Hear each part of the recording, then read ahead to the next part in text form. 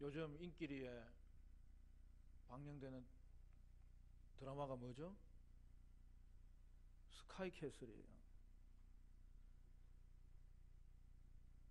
사회 지도층의 사람들이 그들의 자녀들을 서울대 의대에 보내려고 자신들이 가진 힘을 이용하여서 온갖 부정을 저지르는, 바로 그것이 배경이 된 드라마예요. 근데 사람들이 왜 여기에 열광하는 겁니까? 여기에 나오는 내용들이 사실 우리 시대에 숨겨진 욕망을 고스란히 보여주고 있기 때문입니다.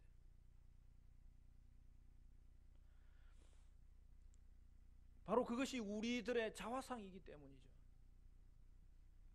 이것이 바로 권력지향적인 우리 사회의, 우리 시대의 모습을 드러낸 것이죠.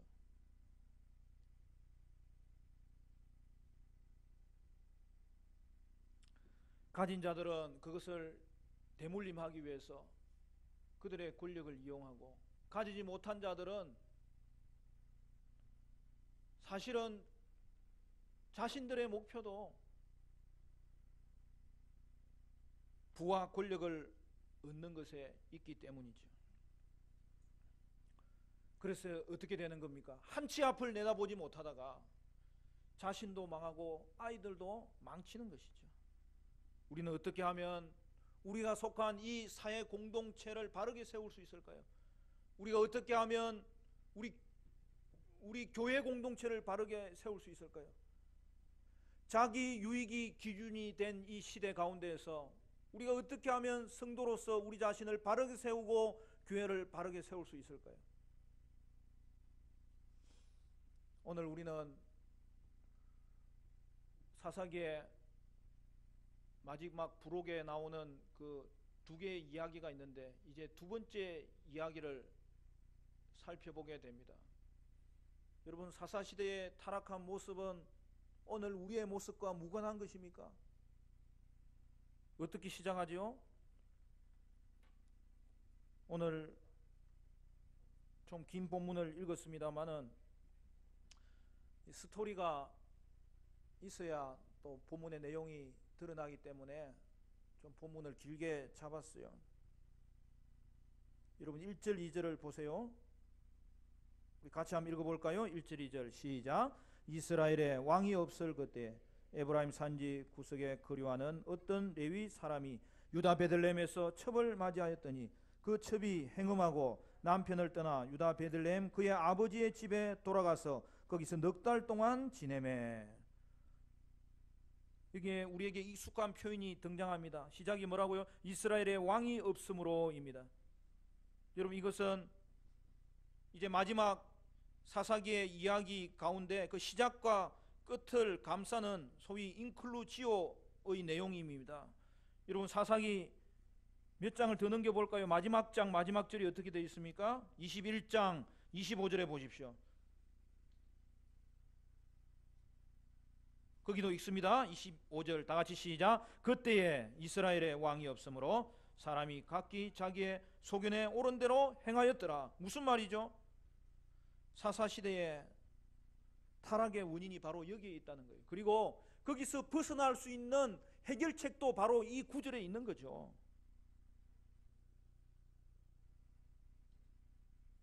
과연 이 시대의 왕은 누구인지, 왕을 빼앗기지는 않았는지, 그 왕에게 우리가 순종하지 않는 모습으로 이 모든 일들이 기인된 것은 아닌지 살펴보라는 것이죠.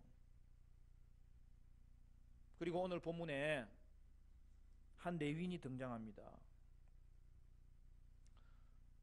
여러분, 부록에서 두 개의 이야기가 나온다고 했죠?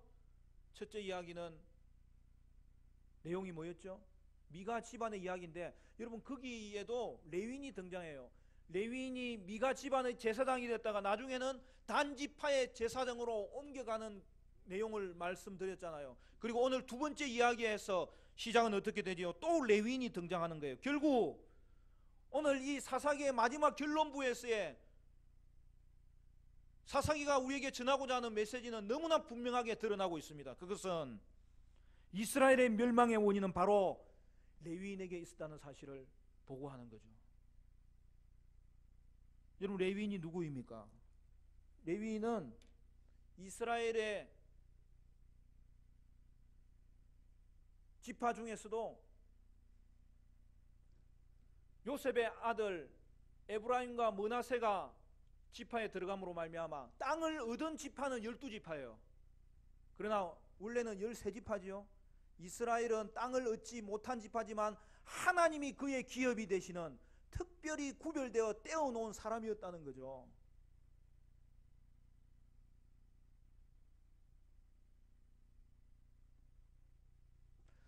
그는 하나님을 예배하는 이 모든 제사를 주관하는 자였어요. 그는 때로는 제사장의 역할을 대리하는 자였어요. 그리고 그들은 율법으로 이스라엘을 가르치는 이스라엘의 영적인 지도자들이에요. 그런데 사사기 마지막 부분에 두 이야기마다 이 레위인이 하는 역할을 보면서 성경은 우리에게 뭘 말하는 거예요? 바로 그 시대에 레위인의 타락이 있었고 그로 말미암아 이스라엘의 타락이 있었고 이스라엘이 멸망당했다는 거죠. 여러분, 사사시대가 나중에 이제 왕정시대로 이어지지 않습니까? 사무엘을 통하여 사울이 세워지고 다윗이 세워지고 솔로몬이 세워지고, 그런데 나중에 어떻게 돼요? 분열 왕국이 됩니다. 남쪽 유다와 북쪽 이스라엘이 나누어졌을 때에 결국에는 여러분, 사사시대의 이 이스라엘의 타락은 왕정시대에도 되풀이 되는 그 전조를 보여주는 것이죠. 그리고 분열 왕국에 결국 어떤 일이 벌어집니까? 그들이 하나님 앞에 불순종함으로 결국 멸망당하게 되는데, 그때에 나타났던 자들이 선지자들이잖아요. 선지자들이 이스라엘 백성을 향하여 그렇게도 경고하면서 그들이 멸망당할 수밖에 없는 이유를 제시했을 때 여러분, 세 가지가 공통된 내용이에요. 첫째는 뭐냐 하면은 우상숭배의 죄입니다. 하나님을 불순종함으로 우상에게 절하했던 모든 우상숭배는 결국 그들을 패망으로 이르게 할 것이라고 말했던 것이요. 두 번째는 가난한 자들을 돌보지 않았다는 거예요. 여러분, 그게 왜 중요합니까? 믿음은 언제나 공공성을 가지는 거예요. 믿음은 공적 영역에서도 나타나야 되는 거예요. 개인의 신앙으로서의 삶이 중요하지만 그것이 공적 영역에서도 하나님이 왕이심을 그들이 드러내야 되는 거죠. 드러나게 되어 있는 거죠. 그런데 믿음이 공적 영역에서 나타나지 않을 때 하나님은 그 믿음을 거짓으로 판명하시고 그들을 멸하시는 것이죠. 그리고 마지막이 뭡니까? 제사장의 타락이에요. 지도자들의 타락이죠. 백성이 타락했어도 아직 멸망이 온 것은 아니에요. 왜냐하면 그 땅 가운데 하나님이 세운 영적인 지도자들이 있음으로 말미암아 다시 그 땅을 회복시킬 수 있기 때문에 하나님은 아무리 백성이 타락해도 제사장이 타락하지 않으면 그들의 멸망을 지연시키는 거예요. 뒤로 미루어 주는 거예요. 그러나 제사장이 타락했을 때 결국 그 땅의 멸망은 더 이상 미루어질 수가 없고 철저하게 하나님은 그 백성을 멸하시고 심판하셨습니다. 제사장만이라도 하나님 앞에 설 수 있다면 다시 회복될 수 있기 때문에 하나님은 멸망을 미루시는 거예요. 그러나 제사장마저도 우상 숭배를 행했을 때에 그 땅은 마지막 보루가 무너진 거죠. 오늘 사사기에서도 마찬가지예요. 그 시대는 이스라엘의 레위인마저도 제사장마저도 타락한 시대였으므로 결국 그 땅은 영적인 타락이 도덕적인 타락으로, 정치적인 타락으로 얼마나 크게 번질 수 있는지를 고스란히 보여주고 있었던 것이죠. 여러분, 사사기에서 이제 마지막 하나의 이야기만 남겨두고 있는데, 여러분, 이전의 이야기들은 그 강도에 있어서 서론에 불과합니다. 이제 이스라엘이 행하는 이 도덕적인 타락은 우리가 잘 만든 영화를 보면은 그 장면에 눈을 떼지 못하잖아요. 오늘 이 비극적인 장면들이 한두 개가 아니고 동시다발적으로 터져나올 때 여러분 우리의 눈을 뗄 수 없는 사건들이 펼쳐집니다. 본문에 등장하는 레위인의 모습이 무엇입니까? 처음부터 예사롭지 않지요. 이미 읽었어요. 1절 2절. 어떤 레위 사람이 유다 베들레헴에서 첩을 맞이하였더니 라고 되어 있습니다. 첩을 거느린 레위인이 등장합니다.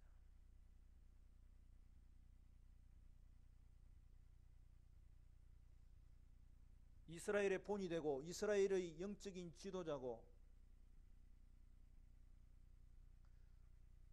정결함을 유지해야 되고 정결함을 보여줘야 될 레위 사람이 첩을 준 것부터 오늘 본문은 그 뒤에 어떤 일이 이루어질지를 예상케 하는 것이죠. 당시 첩은 비록 서열은 낮지만은 정식 부인이었어요. 그런데 그들은 어떻게 보면은 성적인 대상이죠.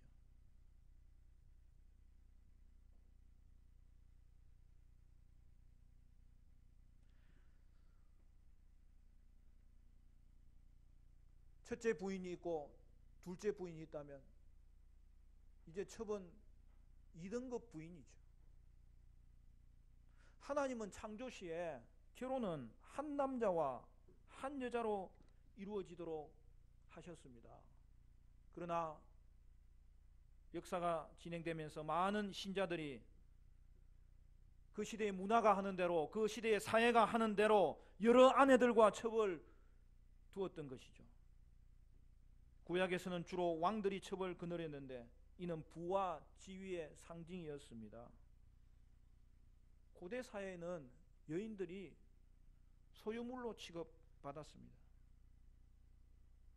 그런데 하나님의 뜻과 정결을 보여줘야 될 레위인마저 부와 성적 대상으로서의 첩을 얻은 것을 보면 그가 무엇을 위해서 살아가고 있는지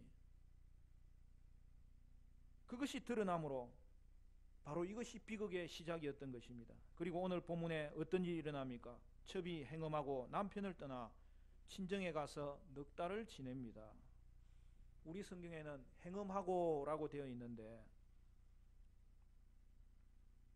원어를 보면은 이 말은 아카디아에서 온 단어로 화내다 라는 뜻이 동시에 포함되어 있는 단어예요. 여러분 바벨론 포로로 귀환한 이후에 이스라엘 백성이 이제 많이 흩어져 살았지 않습니까? 그래서 그 예수님이 오시기 전까지를 그 중간기라고 하는데 그때에는 헬라 문화권에 익숙한 자들이 너무 많아졌기 때문에 여러분 구약 성경이 한번 큰 단계를 또 지나게 되는데 그게 뭐냐면 히브리어 성경이 헬라어 성경으로 번역이 돼요. 그걸 70인경이라고 그래요. 70인경에는 오늘 이 구약 성경의 번역이 어떻게 되어 있느냐? 당시 예수님께서 보통 인용하실 때 이 70인경을 인용하시거든요. 왜냐하면 아람어나 헬라어를 해야 사람들이 알아듣기 때문에. 거기에는 이 여인이 그에게 화를 내고 남편을 떠나 친정으로 갔다 그렇게 되어 있어요. 그래서 우리 성경에는 행음하다 되어 있지만 표준 세번역은 번역할 때에 화를 냈다고 번역을 했어요. 영어 성경에도 NRSV에는 그렇게 번역되어 있어요. 여러분 오늘 이 여인이 친정으로 돌아간 이후에 벌어지는 일련의 사건들에서 첩의 행음 문제가 한 번도 등장하지 않는 것을 보면 문맥상으로 이 의미가 맞는 거죠. 무슨 말입니까? 뭔가 남편에게 화나는 일이 있어서 친정으로 돌아간 거죠. 이에 레위인은 넉 달이 지나서야 그녀를 찾아갑니다.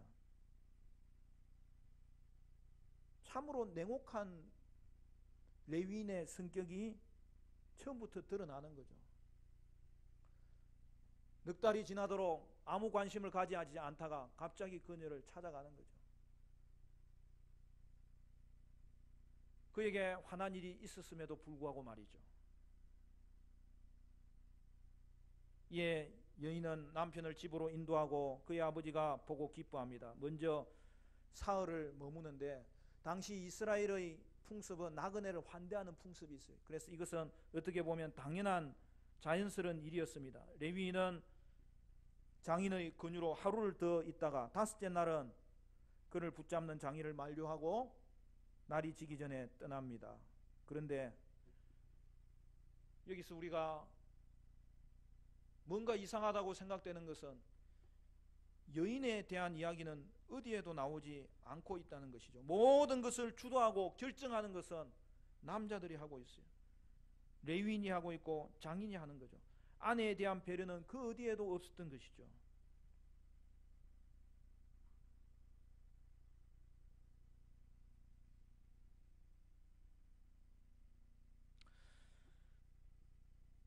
여러분, 이번 명절에는 모든 일을 하실 때 부부가 잘 의논해서 하시기를 바라요. 물론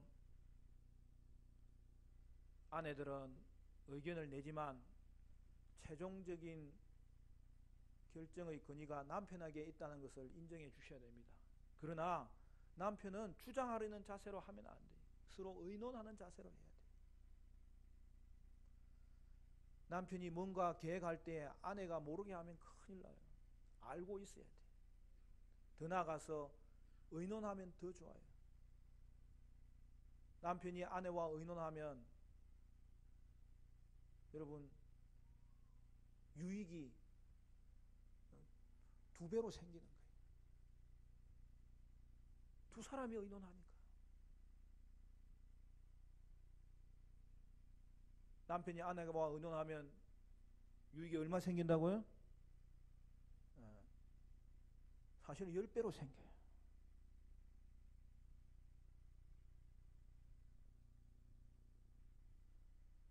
결국 레위인은 어떻게 되는 것입니까?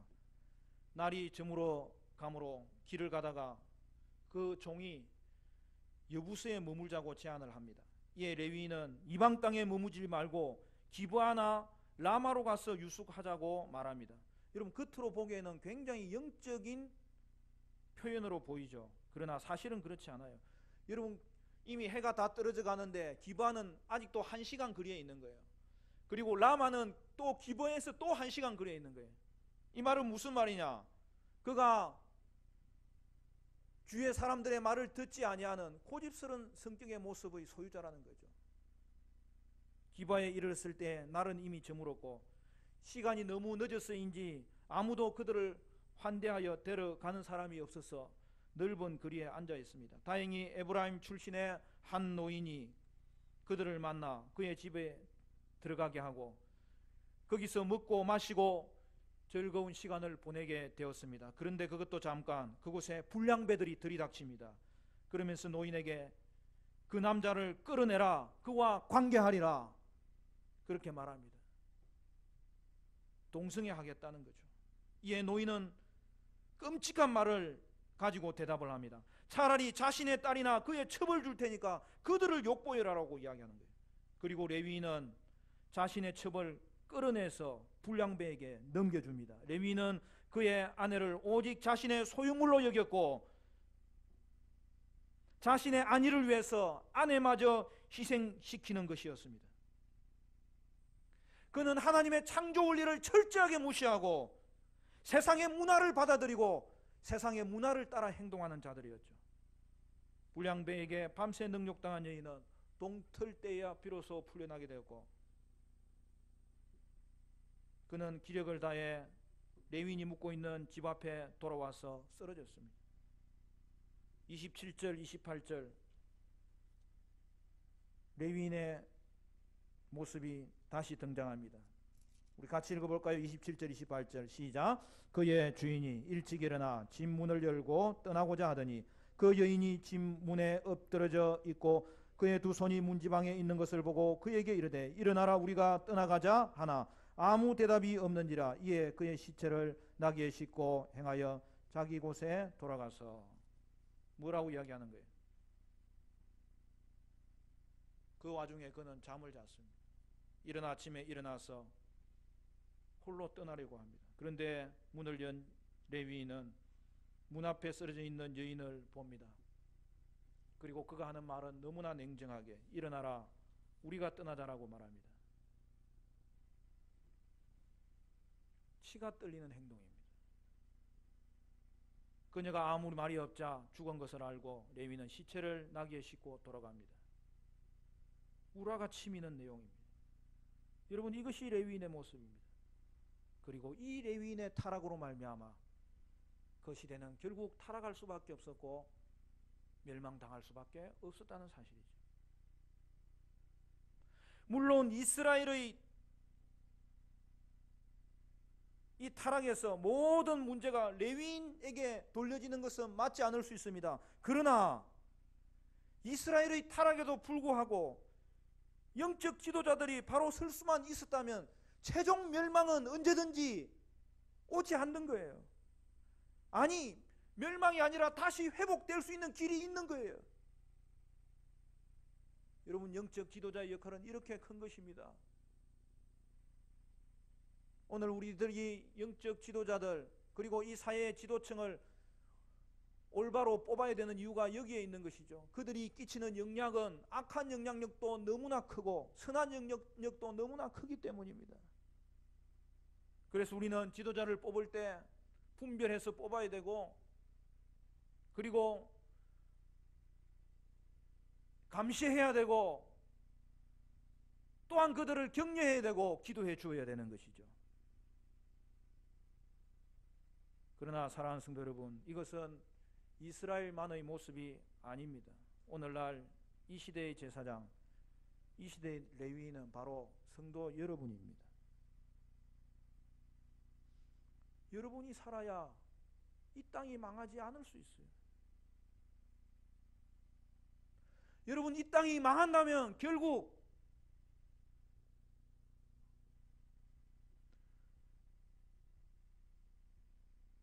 제사장의 타락으로 이 땅은 망한 거예요.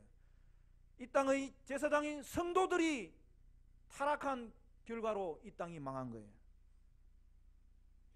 너무 심하게 말하는 겁니까? 그것이 오늘 성경이 우리에게 요구하는 성도의 자리이고, 또한 성도가 이 땅을 향하여 줄 수 있는 축복인 거예요. 여러분, 이 땅이 망한다면 성도 때문이에요.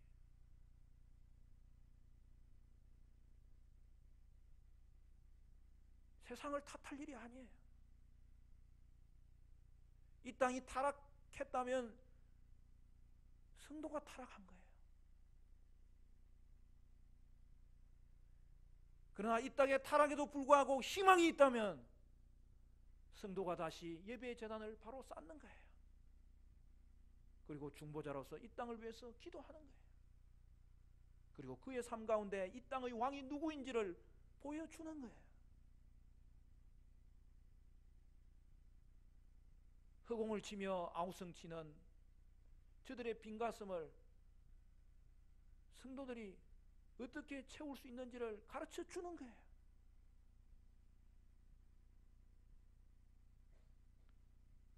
여러분이 하나님께 바르게 예배하면 다시 의의 제단이 이 땅 가운데 세워질 것이고, 그곳은 하늘의 능력이 임하는 불의 제단이 될 것입니다.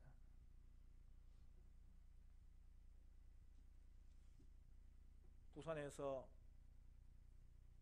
고등학교 교목으로 사역하고 있는 전영헌 목사님이라고 있어요. 그분이 쓴 책 중에 5천 명을 먹이는 사람이라는 책이 있습니다. 여러분, 그 배경이 어딘지 아시겠죠? 오병이어 사건을 통해서 5천 명을 먹이신 거죠. 그는 그 책에서 뭐라고 이야기하느냐면, 성도의 삶은 예수님을 따라가는 삶이기 때문에 이제 성도는 예수님이 주신 것을 먹는 데에만 그치는 사람이 아니라 예수님처럼 5천 명을 먹이는 사람으로 이 땅에 선한 영향력을 끼쳐야 된다는 거죠. 여러분, 누가 5천 명을 먹이는 사람입니까? 예수님이 5천 명을 먹일 때에 예수님은 단독으로 그 일을 하지 않으셨어요. 그 일이 일어날 때 그 일에 쓰임받는 자들이 있었다는 것을 성경은 보고하고 있어요. 그 누구보다도 자신의 역할을 충실하게 행했던 몇 사람들이 성경에 등장합니다. 그들이 예수님을 도왔던 결과가 5천 명의 사건이에요. 그게 누굽니까? 예수님을 생각하고 함께 동행하였던 무리들을 생각하였던 물고기 2마리와 보리떡 5개를 자기의 소유로만 생각하지 아니하고 내어놓았던 그 어린아이의 신앙이 있었던 거죠. 그리고 그것을 예수님에게 전달해 주었던 안드레의 신앙이 있었던 거죠. 그리고 그것이 기적으로 드러나려면 거기에서 이 떡 광주리를 전달하는 사람들의 믿음이 필요했는데 예수님의 명령을 따라서 그것을 다른 사람에게 떼어주라고 명했을 때 그것을 떼어주는 그 즉시에 광주리에 물고기와 떡들이 넘쳐나기 시작했던 거죠. 5천 개의 물고기를 열어놓고 그것을 나눠준 게 아니에요. 믿음의 제사장, 믿음의 제자들의 헌신이 5천 명을 먹이게 했던 것이죠. 그리고 그 일들은 이어지고 이어지는 가운데 이 제자들이 초대교회를 세우고 초대교회가 그 땅 가운데 빛이 되어서 세속사회가 거룩한 도성으로 변화되는 일들이 이어지고 이어졌던 것이죠. 사랑하는 성도 여러분, 여러분은 권력지향적인 타락한 이 시대를 분별하시고 이 땅 가운데 여러분의 삶이 예수님 따르기를 위해서 훈련하셔야 됩니다. 그리고 여러분은 영적 제사장이 되어서 이 땅을 선한 영향력을 끼치며 영적으로 회복하는 그 일에 쓰임받을 수 있어야 될 것입니다.